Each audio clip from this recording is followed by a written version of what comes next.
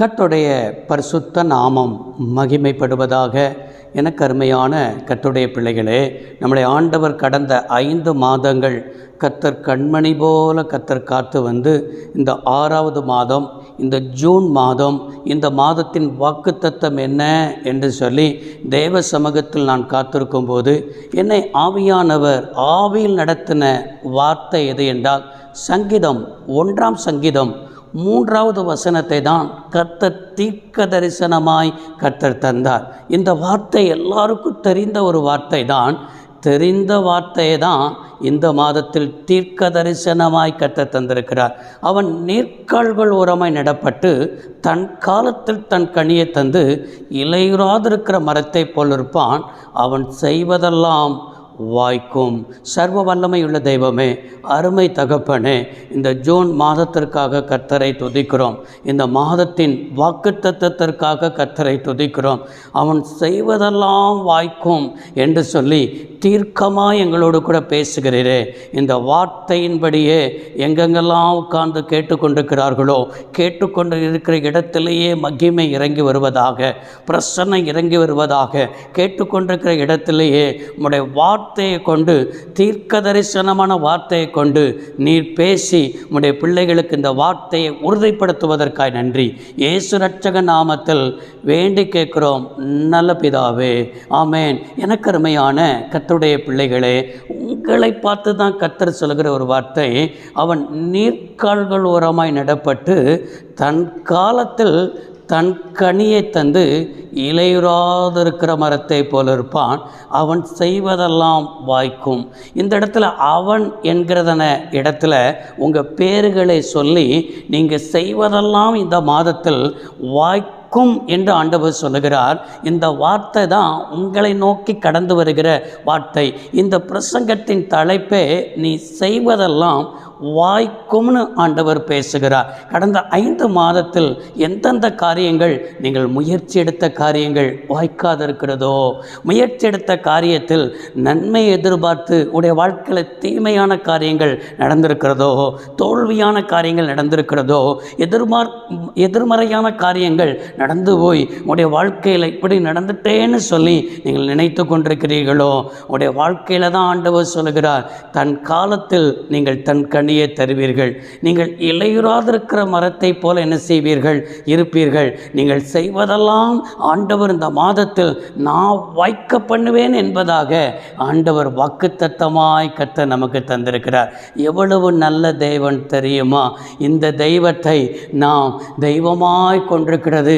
நீங்களும் நானும் பாக்கியவான்கள், பாக்கியவதிகள் என்பதை தான் கர்த்தர் நினைப்பூட்டுகிறார். இந்த செய்வதெல்லாம் வாய்க்கும் அப்படின்னா இதில் என்ன ஆசீர்வாதத்தை கர்த்தர் இந்த ஜூன் மாதத்தில் கர்த்தர் நமக்கு தருகிறார் என்று சொன்னால், முதலாவது கர்த்தர் தருகிறது என்ன காரியத்தை வாய்க்க பண்ணுவார், எதில் தேவனுடைய காரியங்கள் உடைய வாழ்க்கையில் கைகூடி வரும் என்று சொன்னால், யோசுவாவின் புத்தகம் 1ஆம் அதிகாரம் 8வது வசனத்தில் யோசுவாட்ட கர்த்தர் பேசுகிறார். இந்த நியாயப்பிரமாண புஸ்தகம் உன் வாயை விட்டு பிரியாதிருப்பதாக. இதில் எழுதியிருக்கிறபடிகளெல்லாம் செய்ய நீ கவனமாய் இருக்கும்படி இரவும் பகலும் இதை தியானித்து கொண்டிருப்பாயாக.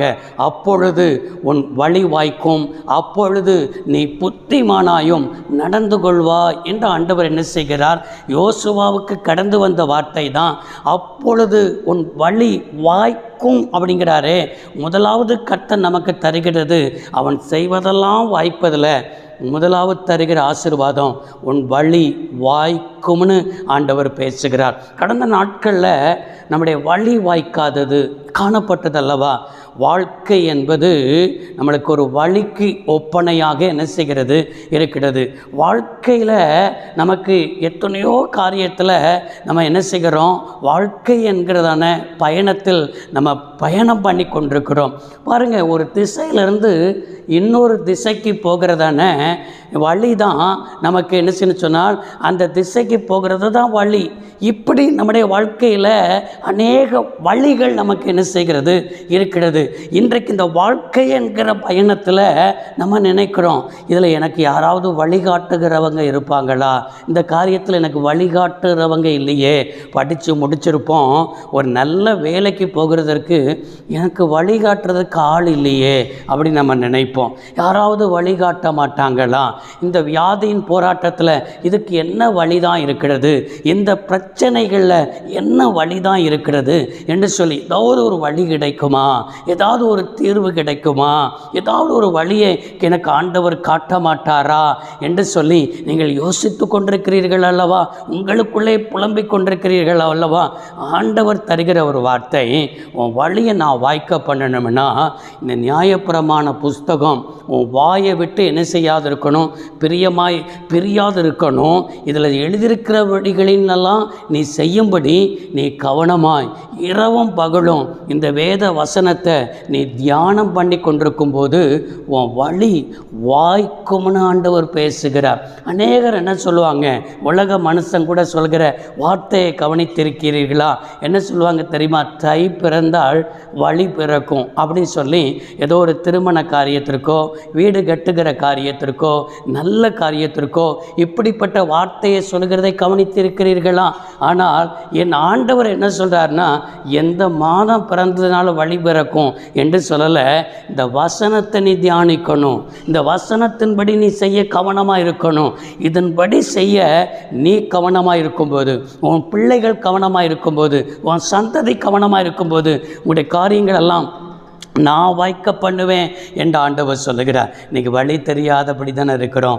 ஒரு திசையிலேருந்து திரும்ப சொல்கிறேன், இன்னொரு திசைக்கு போகிறதற்கு நமக்கு திசை தெரியணும், நமக்கு வழி தெரியணும். இன்றைக்கி நிறைய பேர் வழி தெரியாதபடிக்கு தவறான வழிகளை என்ன செஞ்சிருந்தாங்க, பின்பற்றி போயிருந்தாங்க. இன்னும் அநேக குறுக்கு வழியை கூட என்ன செய்கிறார்கள், பின்பற்றி போகிறார்கள். அநேக குறுக்கு வழியில் போய் இந்த காரியத்தை அடைஞ்சிடலாம், அந்த காரியத்தை அடைஞ்சிடலாம் என்று சொல்லி முயற்சி பண்ணுகிறார்கள். குறுக்கு வழியில் போய் சீக்கிரமாக அடைஞ்சிடலாம், நீங்கள் முன்னேறி போயிடலான்னு நினைப்பீங்கன்னா அதுதான் உங்கள் ஆசீர்வாதத்துக்கு தடையாய் மாறிடும். அது கர்த்தர் உங்களுக்கு எதிராக என்ன செய்து விடுவார், நின்று விடுவார். எந்த காரியத்தை நீங்கள் முயற்சி பண்ணுறீங்களோ, எந்த காரியத்தை செய்யணும்னு சொல்லி ஆசைப்படுறீங்களோ, உங்கள் வழி வாய்க்கணும்னா இந்த வேத வசனத்திற்கு நீங்கள் ஒப்பு கொடுக்க வேண்டும். அதுதான் உங்கள் வழியை என்ன செய்யும், வாய்க்க பண்ணும். ஏதோ ஒரு காரியத்தில் இந்த வார்த்தையை கேட்டுக்கொண்டிருக்கிற தேவனுடைய பிள்ளைகள், தீராத வியாதியின் போராட்டத்தில் நீங்கள் கஷ்டப்பட்டிருக்கிறத என் ஆவியானவர் என் ஆவியில் காண்பிக்கிறார். ஏதோ வியாதியின் போராட்டம் உங்களை வாட்டி வதக்கி கொண்டிருக்கிறது, பயத்தோடு கூட காணப்படுகிறீர்கள், பயப்பட்டு போய் காணப்படுகிறீர்கள். இதுக்கு என்னதான் வழி என்று சொல்லி உங்களுக்குள்ளே புலம்பிக் கொண்டிருக்கிறீர்கள். எத்தனையோ இடத்துல போய் மருத்துவமனையில் பார்த்துட்டீங்க, ஆனாலும் வியாதிகள் தீர்ந்தபடி காணப்படவில்லை. இந்த வார்த்தையை கேட்டுக்கொண்டிருக்கிற இடத்திலேயே ஒரு மகிமை இறங்கி வருகிறதாக நான் பார்க்கிறேன். நீங்கள் இருக்கிற இடத்திலேயே ஆண்டவருடைய வல்லமை இறங்கி வந்து உங்கள் வியாதிகளை குணமாக்குகிறது என்பதை தான் கர்த்தர் தீர்க்க தரிசனமாய் ஆண்டவர் இன்றைக்கு பேசி கொண்டிருக்கிறார். உன் வழி வாய்க்கும், உன் காரியத்தில் தீர்வு உண்டாகும் என்பதை தான் தீர்க்க தரிசனமான வார்த்தை. நீதிமொழிகள் 20ஆம் அதிகாரம் 24வது வசனத்தில் வாசிக்கிறோம், கர்த்தராலே மனுஷருடைய நடைகள் என்ன செய்யும், வாய்க்கும்னு என்ன செய்திருக்கிறார், எழுதப்பட்டிருக்கிறது. மனுஷரால் அல்ல, கர்த்தராலே மனுஷனுடைய நடைகள் வாய்க்கும். அவர் தான் உங்கள் நடைகளை என்ன செய்கிறவர், வாய்க்க பண்ணுகிறவர் என்பதை புரிந்து கொள்ளுங்கள். படித்து முடித்து நல்ல வேலைக்கு முயற்சி பண்ணுறீங்களா, ஆண்டவர் தான் வாய்க்க பண்ணுவார். நீங்கள் இந்த ஜூன் மாதத்தில் மேல் படிப்புக்கு உங்கள் பிள்ளைகள் போகணும், மேல் படிப்பில் கூட உங்கள் பிள்ளைகள் எதிர்பார்த்த என்ன செய்யணும், படிப்பை படிக்கணும், கர்த்தர் தான் என்ன செய்வார், வாய்க்க பண்ணுவார். எந்த கவுன்சிலிங் போட்டு இந்த கவுன்சிலிங்காக வெயிட் பண்ணுறீங்களா? எதிர்பார்த்த படிப்பு நினைக்கிறீங்களா? கர்த்தர் தான் என்ன செய்வார்? காரியத்தை வாய்க்க பண்ணுவேன் என்று ஆண்டவர் பேசுகிறார். எந்த காரியமாக இருந்தாலும் கர்த்தராலே மனுஷனுடைய நடைகள் வாய்க்கும். இந்த மாதம் ஜூன் மாதம் உன் வழி வாய்க்கும் சகோதரனே, உன் வழி வாய்க்கும் சகோதரியே. இதுதான் ஆண்டவருடைய என்ன செய்தனா வார்த்தை என்று ஆண்டவர் பேசுகிறார். ரெண்டாவது ஆண்டவர் சொல்கிற வார்த்தை உன் காரியங்கள் வாய்க்கும் அப்படின்னு சொல்லி ஆண்டவர் நம்மளை பார்த்து தீர்க்க தரிசனமாய் அவர் பேசுகிறார். அவன் செய்வதெல்லாம் வாய்க்கும். முதலாவது உன் வழி வாய்க்கும், ரெண்டாவது உன் காரியம் வாய்க்கும். நீதிமொழிகளில் நம்ம 20-24 என்ன வாசிக்க கேட்டோம் என்றால், கர்த்தராலே மனுஷனுடைய வழிகள் வாய்க்கும் அப்படின்னு கேட்டோம். இன்னொரு வசனத்தை உங்களுக்கு நான் காண்பிக்க விரும்புகிறேன். சங்கீதத்தை திருப்பிக் கொள்ளுங்கள். 37ஆம் சங்கீதம் 5வது வசனத்தில் உன் வழியை கர்த்தருக்கு ஒப்புவித்து அவர் மேல் நம்பிக்கையாயிரு, அவரே உன் காரியத்தை வாய்க்க பண்ணுவார். அப்படின்னா ரெண்டாவது, உன் காரியத்தை நான் வாய்க்க பண்ணுவேன். உன் காரியத்தை நீனே முயற்சி பண்ணாத, உனக்கு தெரிந்த பாதையில் போகாத, உனக்கு தெரிந்த ட்ராக் அமைக்காத, உன் வழியை கர்த்தருக்கு ஒப்புவித்து அவர் மேல் என்ன செய்து நம்பிக்கையாயிரு. இயேசு கிறிஸ்துடைய சீசனை கொஞ்சம் யோசித்து பாருங்களேன்.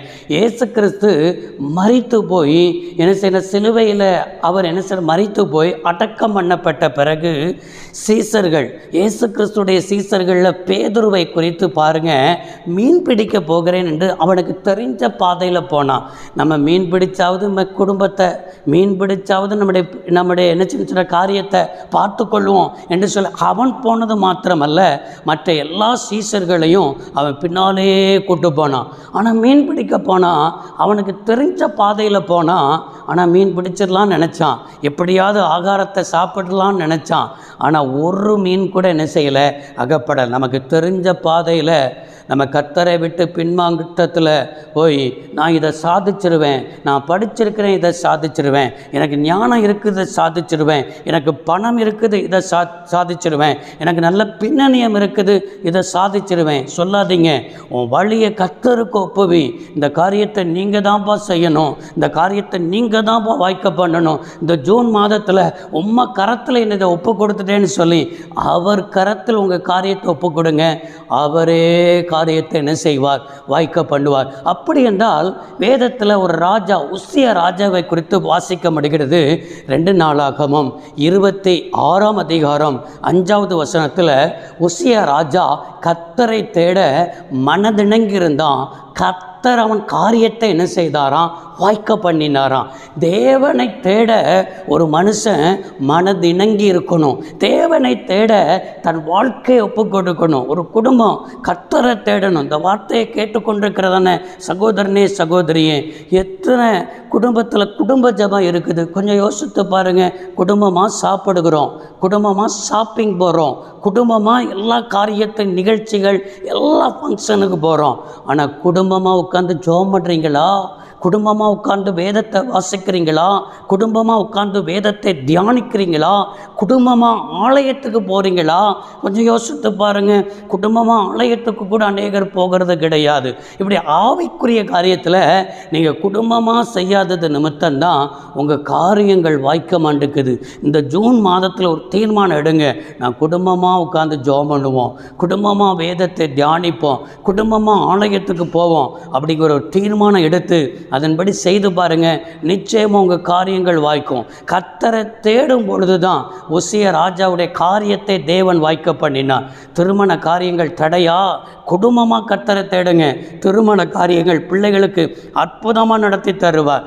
எந்த காரியத்தில் தடையாக இருக்குது, எந்த காரியத்தில் தோல்வியாக இருக்குது, எந்த காரியங்கள் கைகூட வர மாட்டேங்குது, நீங்கள் கர்த்தரை தேடி பாருங்கள். கர்த்தரை தேடும்போது தான் உங்கள் காரியங்களை தேவன் வாய்க்க பண்ணுவார் என்பதை திரும்ப திரும்ப ஆவியானவர் உங்களை பார்த்து தான் என்ன செய்கிறார், பேசிக்கொண்டிருக்கிறார். மூன்றாவது, அவன் செய்வதெல்லாம் வாய்க்கும் என்று சொன்னால் அங்கே ஆபிரகாமை குறித்து ஆண்டவர் என் மனதில் கொண்டு வருகிறார். ஆபிரகாம் தன் மகனாக இருக்கிற ஈசாக்குக்கு பெண் தேட தன் ஊழியக்காரனை என்ன செய்கிறான், அனுப்புகிறான். ஆதியாகமத்தின் புஸ்தகம் 24ஆம் அதிகாரம் 40வது வசனத்தில், என் தேவன் உன்னோடு இருந்து தம்முடைய தூதனை உனக்கு முன்பாக அனுப்பி உன் பிரயாணங்களை என்ன செய்வார், வாய்க்கும்படி செய்வார் என்று சொல்லுகிறார். மூன்றாவது, நம்முடைய தேவன் இந்த மாதத்தில் தருகிற ஆசீர்வாதம், உன் பிரயாணங்களை வாய்க்கும்படி கர்த்தர் செய்வார். நீங்கள் எதற்காக உங்கள் வீட்டை விட்டு வெளியே கடந்து செல்கிறீர்களோ அந்த காரியங்கள் வாய்த்து தான் நீங்கள் வீட்டுக்கு திரும்புவீங்க. உங்கள் பிரயாணங்கள் வாய்க்கும். இங்கே ஈசாக்குக்கு பெண் தேட இவன் புறப்பட்டு போகிறான். ஊழியக்காரனை கர்த்தர் அனுப்புகிறார். ஆனால் அந்த ஊழியக்காரன் கூட தன் மனதில் ஒரு காரியத்தை நிர்ணயம் பண்ணி, இப்படி ஒரு காரியம் நடந்தால் இதுதான் என் எஜமானுடைய மகனுக்கு பெண்ணாக என்ன இருக்க வேண்டும் என்று சொல்லி அவன் எஜமானுடைய வார்த்தைக்கு, ஆபிரகாமுடைய வார்த்தைக்கு கீழ்ப்படிந்து அப்படியே போகிறான். கர்த்தர் காரியங்களை வாய்க்கும்படி செய்கிறார். கர்த்தர் பிரயாணங்களை வாய்க்கும்படி செய்கிறார். ஆதியாகமம் 24 அதிகாரம் 50வது வசனத்தில் இந்த காரியம் கர்த்தரால் என்ன செய்தது, வந்தது என்று அறிக்கையிடத்தக்கதாக கர்த்தர் என்ன செய்கிறார், லாபான் வீட்டுக்கு ரெபெக்காளை என்ன செய்ய சொன்னால் திருமணம் முடிப்பதற்கு ஈசாக்குக்கு அருமையாக நேர் வழியாய் தம்முடைய தூதனை கர்த்தர் என்ன செய்தார், அங்கே ஊழியக்காரனை கர்த்தர் கொண்டு போனார். இந்த வார்த்தையை கேட்டுக்கொண்டிருக்கிறது என்னுடைய பிள்ளைகளே, நீங்கள் எந்த காரியத்துக்காக பிரயாணப்படலாம், எந்த காரியத்துக்காக முயற்சி பண்ணலாம். கடந்த நாட்களில் உங்கள் பிரயாணங்கள் தோல்வியில் முடிந்திருக்கலாம். கடந்த நாட்களில் உங்கள் பிரயாணங்களில் எடுத்த முயற்சியில் வாய்க்காதபடி காணப்பட்டிருக்கலாம், தடையாக முடிந்திருக்கலாம். ஆனால் கர்த்தர் இந்த ஜூன் மாதத்தில் எப்படி ஆபிரகாமுடைய காரியங்களில், ஈசாக்குடைய காரியங்களில் கர்த்தர் நேர்வழியை நடத்தி பிரயாணங்களை வாய்க்க பண்ணி காரியங்கள் வாய்த்ததோ, அதே போல இந்த மாதத்தில் உன் பிரயாணங்கள் வாய்க்கும், உன் காரியம் வாய்க்கும், உன் வழி வாய்க்கும், நீ செய்வதெல்லாம் வாய்க்கும் என்பதை தான் தேவன் தீர்க்க தரிசனமாய் பேசியிருக்கிறார். இதற்கு நீங்கள் செய்ய வேண்டியது சங்கீதம் 1:1, துன்மார்க்கனுடைய ஆலோசனை நடவாமலும் பாவிகளின் வழியில் நிற்காமலும் பரியாசக்காரர் உட்காரும் இடத்தில் உட்காராமலும் இருந்து இரவும் பகலும் கர்த்தருடைய வேதத்தில் தியானமாயிருந்து இதன்படி நடக்கிற உத்தம மார்க்கத்தான் பாக்கியவான். அவன் நீர்க்கால்கள் உரமாய் நடப்பட்டு தன் காலத்தில் தன் கனியை தந்து இலையுறாதிருக்கிற மரத்தை போல் இருப்பான். அவன் செய்வதெல்லாம் வாய்க்கும். எனவே இந்த வார்த்தைக்கு ஒப்பு கொடுப்பீர்களா? இந்த மாதத்தை ஆசீர்வதிப்பார். ஜூன் மாதம் என்றாலே தேவைகள் நிறைந்த மாதம். பிள்ளைகள் படிப்பு, பிள்ளைகளுடைய எதிர்கால காரியங்கள், இப்படி அநேக தேவைகள் இருக்கிறது. இந்த மாதத்தின் சகல தேவைகளையும் சந்திப்பார். இந்த மாதத்தில் உங்கள் காரியங்கள் வாய்க்கும். சர்வ வல்லமையுள்ள தெய்வமே, இந்த ஜூன் மாதத்திற்காக கர்த்தரை துதிக்கிறோம். இந்த மாதத்தில் சங்கீதம் 1:3 அவன் செய்வது வாய்க்கும், அவன் வழி வாய்க்கும், அவன் காரியம் வாய்க்கும், அவன் பிரயாணம் வாய்க்கும் என்று சொல்லி தீர்க்கமாய் பேசியிருக்கிறேன். இந்த வார்த்தையின்படியே பிள்ளைகள் வாழ்ந்திருக்கட்டும். ஜூன் மாதத்தில் புதிய கல்வியாண்டுக்கு போகிற பிள்ளைகளுக்கு நல்ல ஞானத்தை தாங்க, அறிவை தாங்க, புத்தியை தாங்க. ஆண்டவரே, மேல் படிப்பை தொடர்வதற்குரிய கிருபையை தாங்க. தேவைகளை சந்திங்க. எதிர்காலத்துக்கு திட்டமிடுகிற பிள்ளைகள் காரியங்கள் வாய்க்கட்டும். என்னென்ன காரியங்கள் வாய்க்காமல் இருக்கிறதோ காரியம் வாய்க்கும்னு பேசியிருக்கிறேன். அப்படியே நம்முடைய நாமத்தை மகிமைப்படுத்தும்.